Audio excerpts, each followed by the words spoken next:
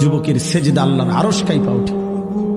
নওজোয়ান সেজদা দিলে আল্লাহ আরশ আজিম থেকে বলে, যুবক তুই আমারে সেজদা দিলি, যা ওয়াদা দিলাম হাসরের ময়দান আমি তোরে আমার আরশের ছায়া দেব। বাহ বাহ, তোরে আমি পাশে বসাবো নওজোয়ান, তুই স্টেজে বইবি,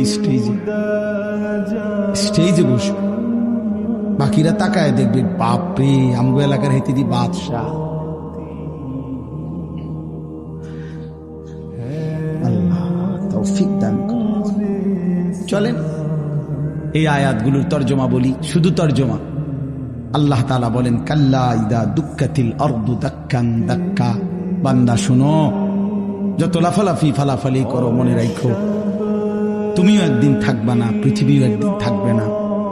এই গোটা জমিন আমি আল্লাহ তাআলা চূর্ণ বিচূর্ণ করে ফেলব, সব শেষ করে ফেলবো। আসমান জমিন চন্দ্র সূর্য সব শেষ করে ফেলবো। হাসরের মাঠ কায়েম হবে। ওয়া রাব্বুক, আর তোমার রব, সমস্ত মানুষ দাঁড়িয়ে থাকবে হাসরের মাঠে।